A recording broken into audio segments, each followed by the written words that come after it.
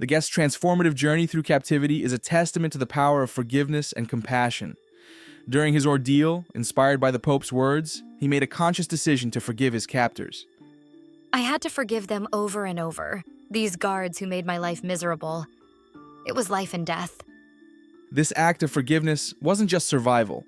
It became a pathway to profound personal growth, fostering patience and a deeper appreciation for life, which he now views through a lens of gratitude. You must feel like interacting with privileged children sometimes. Yeah, when people complain about the heat or traffic, Somalia prison redefines those terms. His reunion with his mother marked an emotional turning point. After enduring prolonged separation and uncertainty, reconnecting was a deeply moving experience. It was incredible to finally see her in real life. She really is the heroine of the story. Before captivity, his journalistic pursuits took him to dangerous regions like Gaza and Iraq. His interactions, such as with the Gaza Surf Club, showcased surprising acts of unity. Jews in Tel Aviv are donating surfboards to Palestinians. Yeah, it's wonderful. They organized to share and receive donations. It's a grassroots piece. He emphasized that risking danger was never the goal of his work. Now he channels his experiences into creative writing, focused on a novel about drones. I'm not a thrill seeker. The novel, it's keeping me grounded. The guest shares insights from his time held captive by Somali pirates, where he discovered a unique perspective on resilience in extreme situations. He adapted by letting go of hope, aiming to preserve mental balance amidst chaos. By then, I had also deliberately given up, let go of having any kind of hope. That was the second survival strategy. This strategy helped him avoid the destructive cycle of hope and despair, crucial for maintaining mental well-being during years in captivity. The pirates, accustomed to negotiating with shipping companies, faced challenges understanding the value of human life in ransom deals. Pirates are in the kidnapping business, but they don't always know what they're doing. That calculation doesn't work with human beings. The whole system seems so insane that they've got a whole collection of them. The guest's experiences broadened his worldview, highlighting vast economic disparities between Somalia and Western countries. He acknowledged that understanding Somali culture's insular nature is challenging, emphasizing the deep cultural and economic gaps. Somalia, as a rule, has always been difficult to penetrate for outsiders. It's a closed culture, and they have their own way of thinking. These insights transformed his approach to writing, enhancing his awareness of individual boundaries and diverse global ecologies. He noticed the significant economic gulf that many cannot fathom, especially from regions with limited resources. You realize that each individual has certain boundaries and self-definitions. The gulf in wealth is so enormous. In Ethiopia and Somalia, the money that we're used to isn't just available. I would imagine as a writer, that expansion of the spectrum has changed the way you put pen to. The conversation dives deep into the psychological impact of captivity, as the guest shares his strategies for survival and maintaining sanity. He engaged in mental exercises, composing and revising texts in his mind due to the lack of physical resources like pen and paper. If I didn't have paper and pen, which I didn't for at least a year and a half, I had to write in my head. I was revising books in my head. So I would go through and say, okay, this needs work. Might as well get to it. This method not only kept him mentally sharp, but also provided a semblance of order amidst chaos. The host is curious about the unique dynamics between the guest and one of the guards who, while part of a violent gang, displayed a less violent demeanor. Did you try to communicate to him what it's like, where you grew up, and that your experience as a human being is so wildly different than his? No, that wasn't our topic of conversation. He told me a little bit about his background, and it was military, as a matter of fact, which I think is typical. The guest reflects on the stark contrast between his Western life and the harsh realities in Somalia. He acknowledges the profound economic disparities and challenges faced by those in Somalia. No, it's clear that most of the world doesn't live like we do in the West. What it must be like to be a person that's stuck there, that lives there. I had plenty of opportunity to think about that. The narrative of captivity turned into a journey where practice became a tool for survival. It not only helped him adapt, but also facilitated his later expression of these experiences in writing. The guest's story exemplifies the unpredictability and complexity inherent in using mental routines to cope with difficult situations. When did this book come out? It just came out last week. It's easier now that I've written it. But when I first got out, I wouldn't have been able to talk about it like this. Through these mental practices, he cultivated resilience and cognitive strength while acknowledging the setbacks and gradually building a path to creative expression and recovery. The guest recounts his challenging journey through captivity, illustrating resilience and the struggle to restore daily life after severe physical decline. So, what kind of physical state was I in after 2.5 years? It was pretty bad. My immune system had started to fall apart. I had a staph infection in my skin, something in my lungs, and it wasn't easy. The guest suggests that his declining health might have influenced his captor's decisions, yet his release marked just the beginning of another challenging phase: recovery. What does it feel like now to be free? Do you still have lingering effects? I can really be happy about it now. The day I was released, it wasn't a sudden euphoria. It took about a year to regain full strength, and the PTSD symptoms faded as I got physically stronger. Hypervigilance was a significant challenge, reminiscent of what military veterans often face. However, the guest believed in the natural healing process, allowing body and mind to recover organically. In other words, you don't want to create mentally another condition to recover from. It's enough work for the mind and body to recover naturally. They know how to do it from all that trauma. The body and mind know how to recover. You have to let them. Finding strength through writing and support from loved ones, he embraced routine to rebuild both physically and mentally. I lost about 40 pounds and started walking around Berlin, trying to lead a normal day. Once I began to consciously go to the gym and put on more muscle, the mental aspects took care of themselves. That body-mind connection was crucial. The guest discusses his journey from captivity to freedom, focusing on how small, mindful changes led to significant personal transformation. He emphasizes the importance of incremental steps in recovery, like adapting diet and exercise routines, and how these adaptations helped manage overwhelming challenges. And when they're telling you this, that you have a protein deficiency, that you should exercise and take care of your body, are there any strategies for coming out of long-term incarceration? Not specific ones. It was clear I was easily overwhelmed. My family would sit with me for paperwork, but I could only handle an hour at a time. He recounts how initially, even simple tasks like managing paperwork or social interactions became overwhelming. Adaptations like yoga and going to the gym played a crucial role in his physical recovery. I consciously got better physically, did yoga, went to the gym. My doctor said I needed a lot of protein. Emotional recovery also involved writing, breaking down his experiences into manageable pieces. This helped reconstruct his past and aided his mental healing. How was writing The Desert and the Sea? It was blood and sweat. I put down the facts first, then went back for the emotions. Despite progress, he still faces challenges with anxiety, particularly around sleep, reminding him of captive nights. Not nightmares, but anxiety before sleep. I might wake up after 4 hours, so I take melatonin.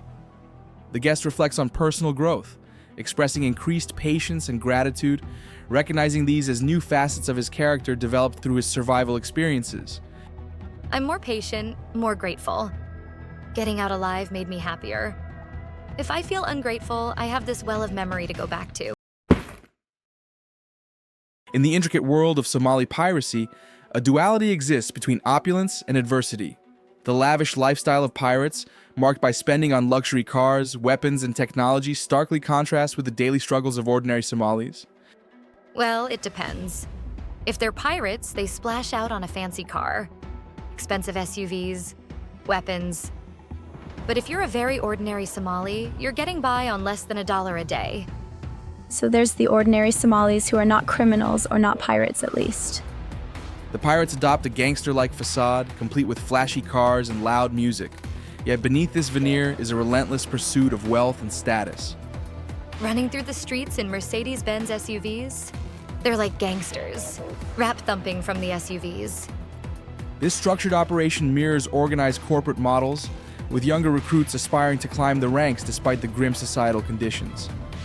Al-Shabaab and pirates are the two main corporate structures in Somalia, if you want to be upwardly mobile. When you're around these gangsters, do you get this sense of like, oh, God, they need this money to keep this going? That's true. As an operation, there was no limit to the money they needed or wanted. The real motivation is not illegal fishing, but greed. There's a glimmer of hope as some guards voice their dreams of life beyond Somalia, revealing a deep longing for a different path. Yes, definitely. A lot of people wanted to get out. Some of the guards talked to me about wanting to go to Europe. In an unexpected twist, one guard even formed a connection with the guest post captivity, revealing the complex human stories behind the facade of piracy. One guy found me on Facebook and corresponded. I realized I could get good information from him. These interactions weave a narrative of longing for connection and transcendence beyond the harsh realities. The guest delves into the complexities of modern piracy, highlighting the inadequacy of existing legal frameworks. Using Germany's approach to Somali pirates as a case study, they reveal the leniency within post-World War II laws, contrasting them with American and Spanish systems. A modern liberal state like Germany is ill-prepared to handle piracy. Their laws are extremely lenient compared to those in places like the US or Spain.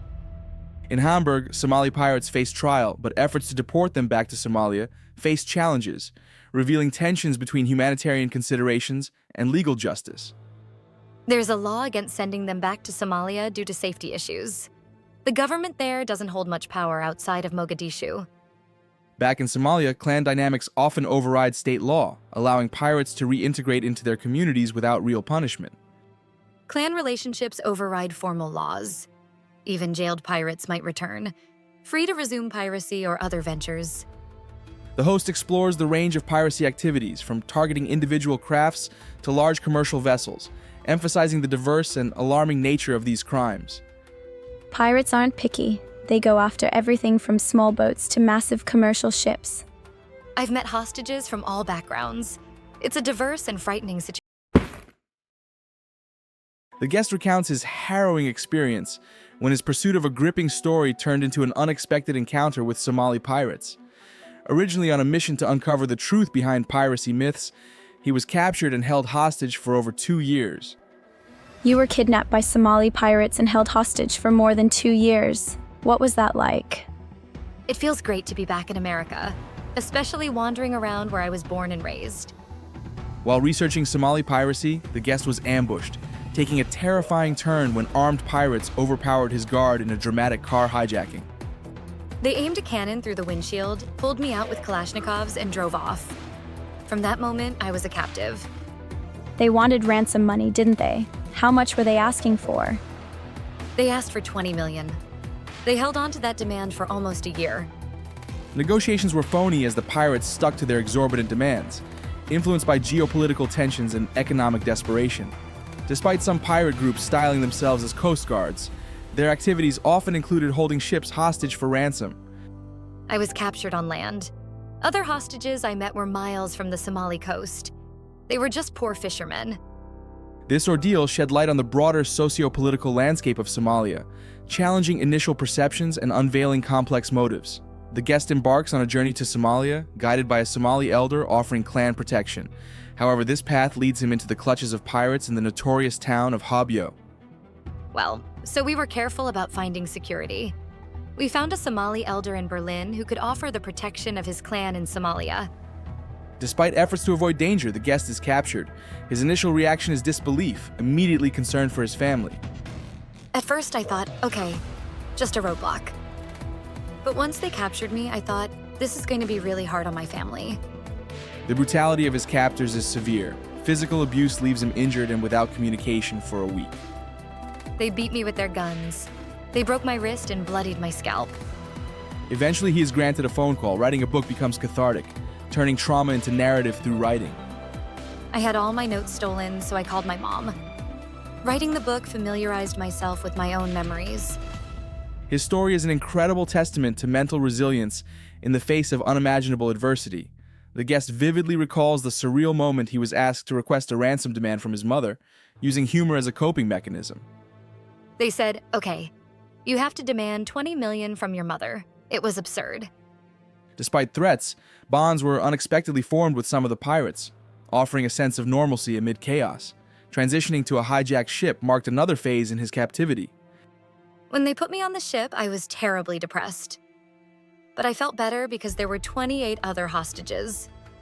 The ship's crew developed a mixed language, highlighting resilience and desire for connection. As negotiations stalled, human connections endured as a lifeline. The captivating story unfolds with the guest reflecting on the support received during captivity, highlighting moments of resistance and empathy.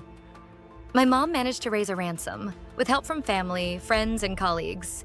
It was incredible how they negotiated it down to $1.6 million. The guest contemplates moral dilemmas faced when left alone with loaded rifles, while seeing captors as people driven to piracy by poverty. They were sympathetic characters, just poor people needing jobs. Many weren't even fishermen, just folks looking to survive. Recognizing the transformation of piracy, the guest's insights offer a nuanced understanding of the socioeconomic conditions driving the shift. Despite the personal toll, his story is one of resilience. The guest recounts his captivity in Somalia and the unexpected cultural exchanges that unfolded there. A surreal moment presented itself when he discovered his guards engrossed in a Western portrayal of piracy through a film on their new smartphones. I watched 45 minutes of the Tom Hanks movie in Somalia. In Somalia while you were captive? Holy shit, what is that like? The guards' fascination with their cinematic depiction puzzled him. Despite the grim ending for pirates and Captain Phillips, they watched intently. This experience underscored the complex relationship between self-perception and external portrayal. They like to spin things in a good way for pirates. I just would have assumed they would ignore Captain Phillips because it ends so badly. But they were just fascinated. The guest elaborated on how the film took dramatic liberties. There were scenes that just wouldn't have happened in real life. That was just for dramatic purposes. So what was daily life like for you? Do you eat with them? The guest shared details of daily life, including meals that illustrated a routine simplicity amid captivity. Well, separately, but sometimes in the same room. They made very bad food, boiled beans, and flavorless boiled goat and that kind of thing. Through these shared moments, the guest glimpsed the subtle yet profound ways cultures and narratives intersect, even in constrained environments. This encounter with media in captivity offers insights into how global narratives influence personal identities and perception. The conversation dives into the complex interplay between the narcotic plant khat and Somali pirate culture. The guest describes the addictive nature of khat and its impact on behavior, emphasizing how it fuels volatility among pirates. It's a plant that they chew, and it has like a stimulant effect. It gets you high at first, and then you crash, wake up depressed, and you need more. The guest recounts experiences where the pirates, under khat's influence, became easily agitated, sometimes leading to fistfights in their presence. You can get really unhinged. Once you're wired on it, you're easily upset. The discussion shifts to piracy's evolution into broader criminal activities. Kidnapping has become ingrained in the culture, but many pirate bosses are branching into gun running and human trafficking. Kidnapping became part of the culture. Pirate bosses, not so active now, also get involved in gun smuggling and people smuggling. So their culture somehow evolved to where kidnapping is insanely common. The guest elaborates on how ex-pirates facilitate the movement of migrants from Somalia to Libya, initially with their consent, but coercion often occurs at certain points. Somalis who want to go to Libya put themselves in traffickers' hands, willingly at first. Then it shifts in Sudan. The comparison between Libya, post-Gaddafi, and Somalia reveals a troubling pattern of chaos following the removal of dictatorial regimes. This raises questions about governance and stability in the region. It's one of those bizarre things with dictators like Gaddafi. You think it's good to get rid of them, but no. Libya is going the direction of Somalia now with rival governments. The conversation delves into the complex dynamics of Somalia, highlighting the interplay between hope for transformation and the entrenched power held by criminals. Michael provides insights into the challenges and potential for change within this troubled region. And there are ways to do that. And I think slowly people who have power in Somalia are figuring that out. But it's still a lot of criminals that have too much power in Somalia. Michael points out the resilience and courage required to confront oppressive systems, emphasizing the influence of individuals working toward positive change and how these efforts may intersect with broader societal actions. Well, listen, Michael, I didn't want to touch your book until I met you. I wanted to somehow or another have a fresh conversation and get your perspective on this. The host expresses eagerness to read Michael's book, recognizing the valuable insights and unique worldview it promises to offer. Their dialogue underscores storytelling's power as a catalyst for learning and reflection across communities. But I think your view of the world is very valuable, and it's just very, very different. And I'm so happy that you got out, and I'm so happy you wrote this book. The host conveys admiration for Michael's resilience and the satisfaction that he survived his ordeal to share his story. Michael's narrative becomes part of a broader reflection on survival, adaptability, and the pursuit of improvement. And I can't wait to check it out. It's available now. The Desert and the Sea. And just thank you. Yeah, thanks for having me on. Thank you, Joe. Thank you for being here. I really, really appreciate it. With mutual appreciation for the discussion and the learning it brought, the conversation wraps up. The dialogue between Michael and the host leaves a strong impression about the resilience inherent in personal and collective. The conversation dives into the crucial support networks for families affected by captivity. Organizations like Hostage US play a vital role in bridging gaps where governments may fall short, offering information and support. I work for Hostage US, which is a good nonprofit that supports families with someone in captivity. The US government helps families, but Hostage US steps in where they can't. The guest emphasizes the importance of connecting with other ex-captives for psychological solace, underscoring the community's power in healing. For me, talking to people like David Rode, who had been captive, was better than a psychologist. Your story is not just important for its depth, but because you got your life back. Few experience what you did. Attention shifts to the decline of Somali piracy, tracing its evolution and the broader implications for advocacy. Piracy off Somalia's coast is reduced. The Nahum 3 crew was the last big crew held by pirates, released in 2016. He notes that armed teams on cargo ships are an effective deterrent, causing pirates to shift their activities. Cargo ships sail with armed teams now. A spatter of gunfire in the water can keep a skiff away. The conversation turns to the socioeconomic factors driving piracy and sustainable solutions. I wanted to investigate the possibility of ginning up legitimate business in Somalia. America went through a similar cycle 300 years ago. This reflection highlights a deeper understanding that sustainable change stems from addressing the root causes of piracy, advocating for legitimate business opportunities as a long-term solution.